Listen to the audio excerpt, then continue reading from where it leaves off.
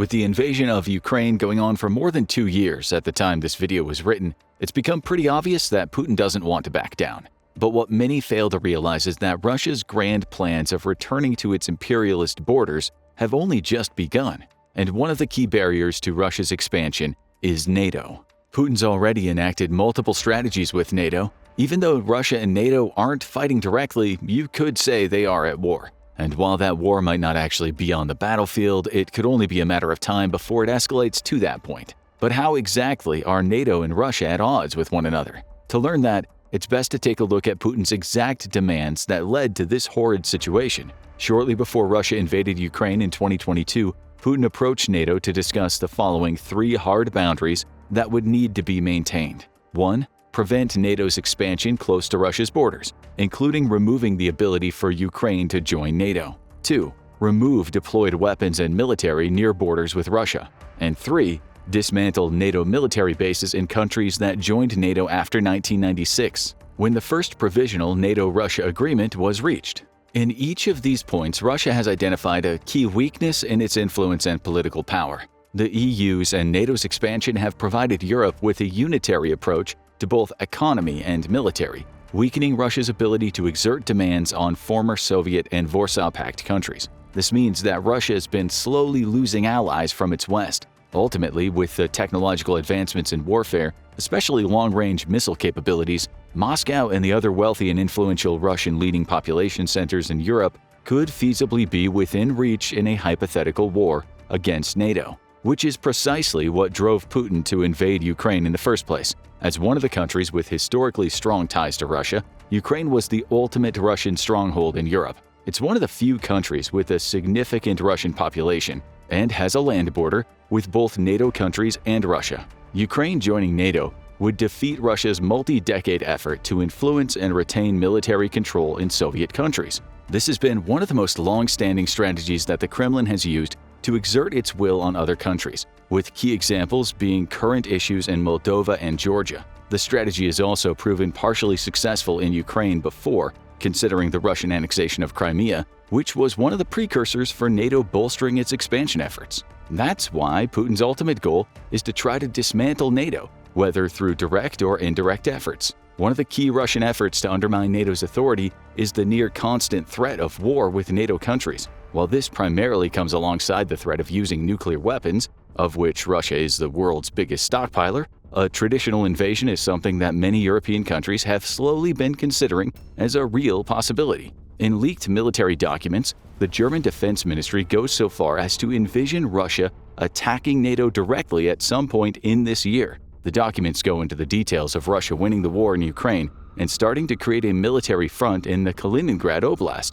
and Belarus, which currently allows free transit for Russian military and soldiers. It should be noted that many documents that national ministries of defense and militaries prepare are worst-case scenarios and are therefore highly unlikely to be realistic. However, Germany itself has ramped up its defense spending, meaning that it's likely it'll take the current Russian threat seriously. So, how does Russia plan to attack NATO directly? In this hypothetical war, the Russian region of Kaliningrad would be a vital asset for any invasion. Nestled between Poland and Lithuania, Kaliningrad and Belarus create a natural flanking position for the Suwalki Gap, a 60-mile border between the two NATO countries. Russia maintains a large military presence in Kaliningrad by ramping up the country's defense sector since 2008 to keep it more isolated from its European neighbors, which it sees as negatively influencing Kaliningrad culturally and ideologically. As we mentioned before, Belarus is one of the closest Russian allies in the invasion and is currently hosting Russian soldiers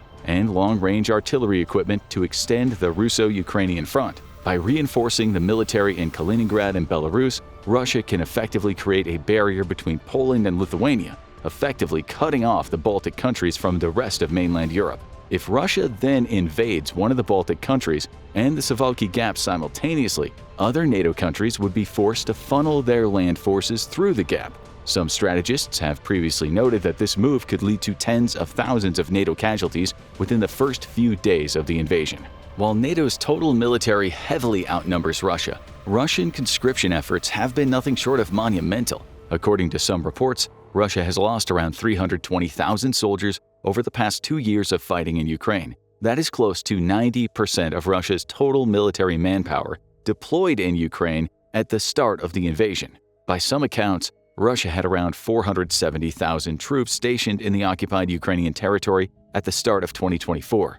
By contrast, Germany, a country with around half of Russia's population, has a total military size estimated at around 181,000. Of course, one of the biggest flaws in Russia's offensive plans on the Baltic has been the recent integration of Sweden and Finland into NATO. With these two countries joining NATO, Russia's direct land border with NATO has nearly doubled in length. This means that NATO could feasibly invade Russia through its north, forcing the Russian army to divide its troops between the Baltic states and the Finnish-Norwegian border. Additionally, Sweden and Finland are in NATO, which means the almost entire Baltic Sea is under NATO control. Since Kaliningrad is the only Russian port in the Baltic Sea that stays ice-free throughout the year, NATO can easily blockade Kaliningrad. If the combined Baltic fleets of NATO countries attacks Kaliningrad, it would further pressure Russia to assign vital troops to defend the ports rather than holding the Suwalki Gap. Even in this scenario, Russia has something that NATO lacks, and that's sheer disregard for how it treats its soldiers.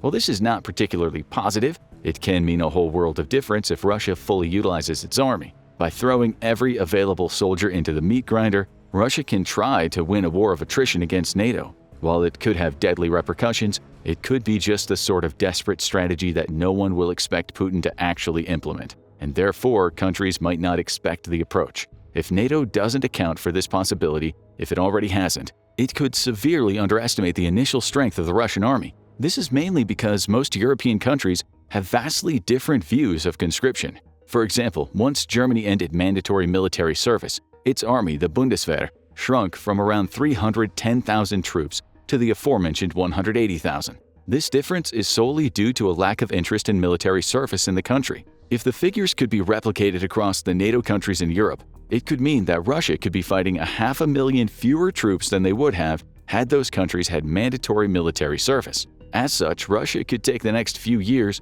to rebuild its troops and use a larger army advantage to push into Europe. This is further made possible by the unequal military spending between NATO countries. While all members are technically recommended to allocate at least 2% of their GDP for defense spending, less than half of countries actually do so. Germany, for example, made international headlines after the invasion of Ukraine when the government announced boosting its defense spending to the recommended 2%. On the other hand, Russia is predicted to spend roughly a third of its annual budget on the military alone in 2024, as evidenced by its budget allocation. While this isn't much compared to what China and the US spend, Russia might not have to worry about these armies for a while. For one, China is currently maintaining friendly relations with Russia. It took over most of Russia's oil and natural gas trading deals after the EU sanctioned Russia and removed its dependence on the Russian supply. However, another more important factor is that NATO might not be able to count on the US to join the fray if a war breaks out in Europe.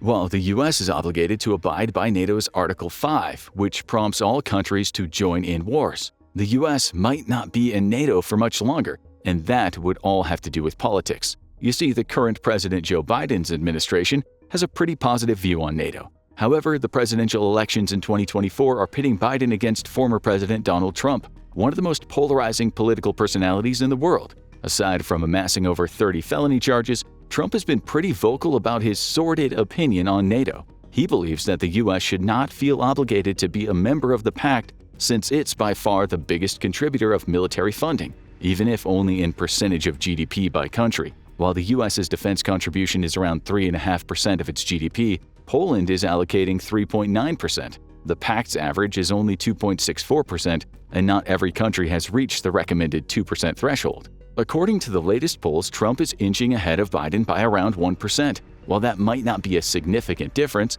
and the figures fluctuate between one poll to the next, it shows that Trump could feasibly win the 2024 elections. If that happens, Trump could push for a vote in Congress to leave NATO, which requires a 2/3 majority. After a country has announced that it wants to leave NATO, the process is automatic, and it only requires a 1-year notice to the US, at least currently. So, even in the scenario where Trump wins and immediately starts pushing for the country to leave NATO, the US will feasibly remain until early 2026. However, even if the US is still in NATO, that doesn't mean that European countries are guaranteed to receive help from the US, according to Article 5. While the article is a part of NATO's founding charters, it's not a legally binding contract. Trump could just refuse to cooperate with Article 5 and leave European countries to themselves. While this is highly unlikely due to the international backlash the US would receive, it might just be possible. If Trump's administration decided to improve its relationship with Russia or adopt a more isolationist stance,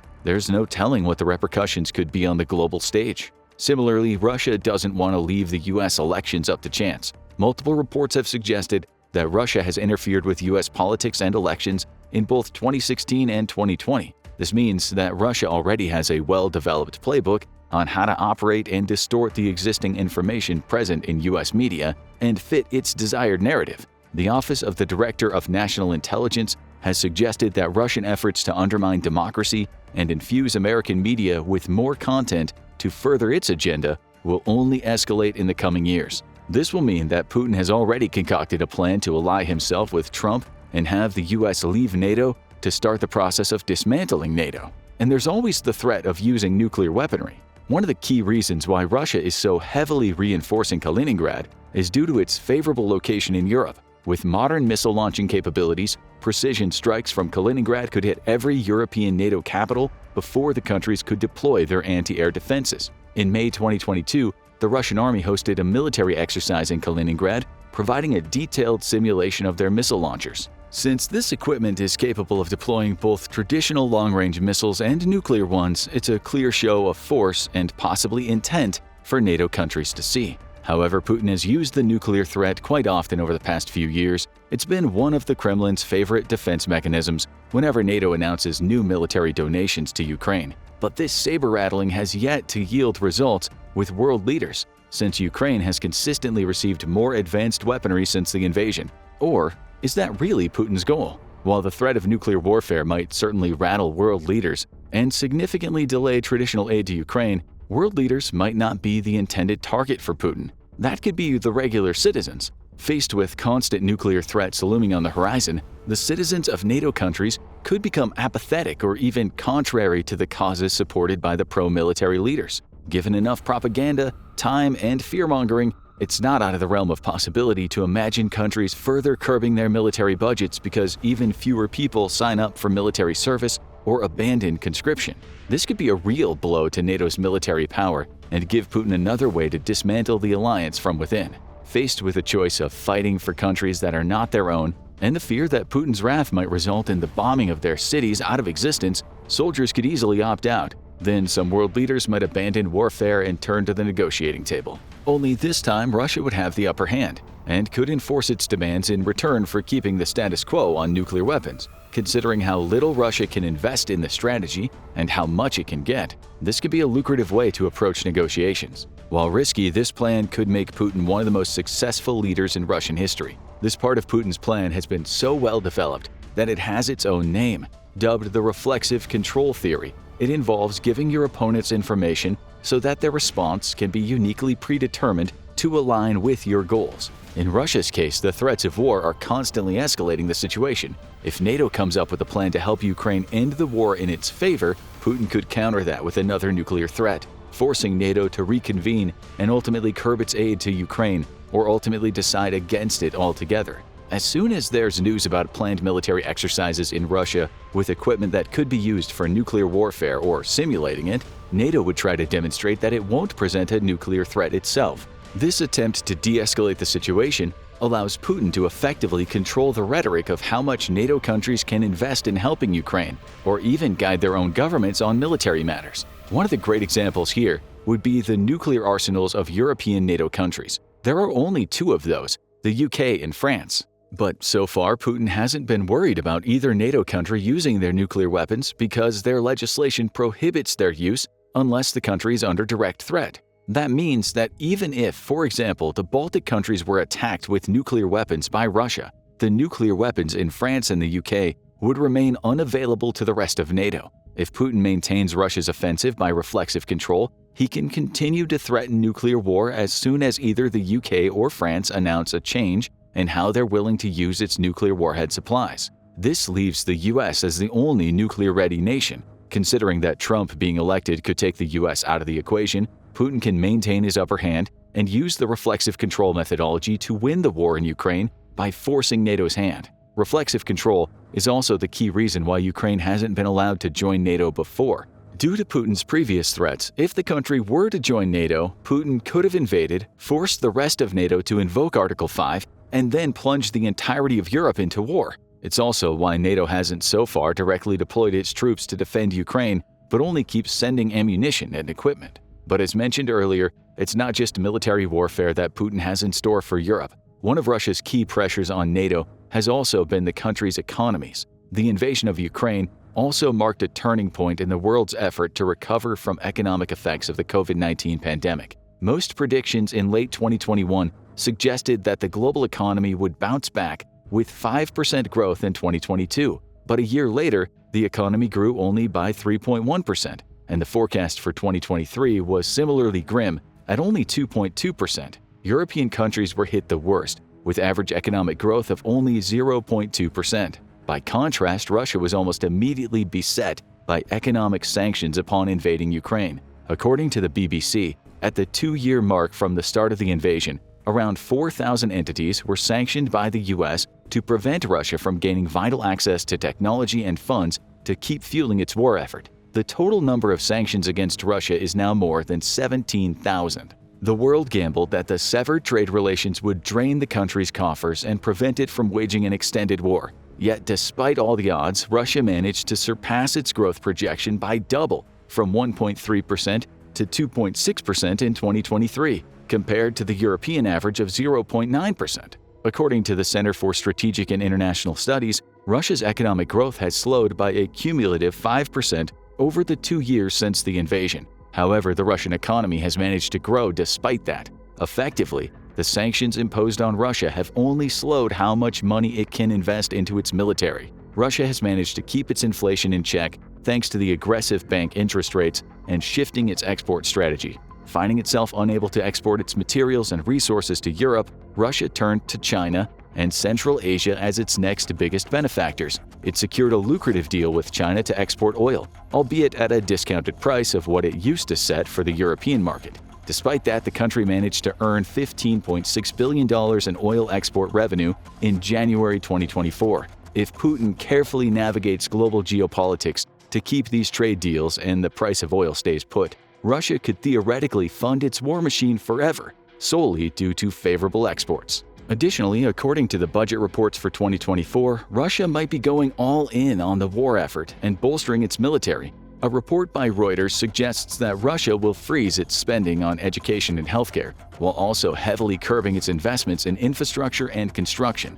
This could point to a concerted effort to win the war in Ukraine and move on to the next goal as quickly as possible. If Putin can manage to win back Ukraine and enforce Russia's demands on the world stage, then the local economic losses from unequal spending could easily be recouped by Russia's greater presence and access to capital from enforced global trade. Perhaps more importantly, Russia's acts on the world stage, militarily and economically, have started a noticeable shift against global trade. According to a report by Rutgers, the two major blocs, the US and China, have started to drift apart economically, with over 31% less bilateral trade since 2018. That means that the countries in their respective blocs have started looking more favorably toward the other countries that their main trading partner already uses. This would also mean that the economic structure, if this trend continues, would more readily approach the situation present during the Cold War, where the two sides pretty much exclusively dealt only with their bloc and forewent any serious global trade.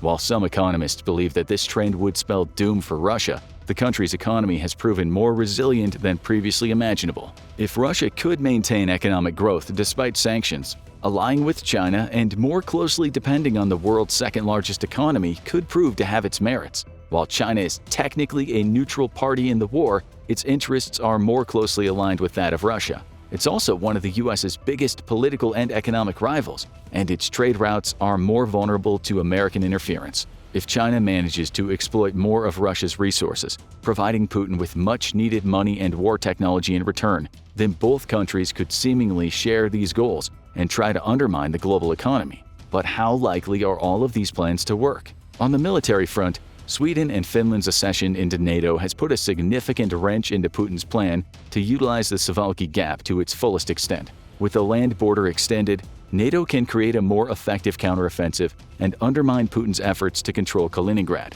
Furthermore, even if Trump wins the 2024 elections and starts the process of removing the US from NATO, the vote is ultimately not up to him. It would likely take a restructuring of Congress to get the vote passed, meaning that the decision could be postponed by a year or more. Furthermore, even if the US leaves NATO, it can still elect independently to go to war against Russia if the latter decides to mount an attack on Europe. Even with the US out of the picture, it's not certain whether Russia can mount a successful military campaign in Europe, due to most of the European countries agreeing that Russia has become a threat and many pledging to increase their military spending and readiness. Russia might face a front more united than it first appears. Economically, Russia is also on its back foot. While its current trade relations with China are lucrative, Russia's efforts to expand its economy and influence are heavily undermined by the US and the EU. If either decides to encroach on China's trade deals more heavily, China could try to force a deal with Russia that might not go in Putin's favor.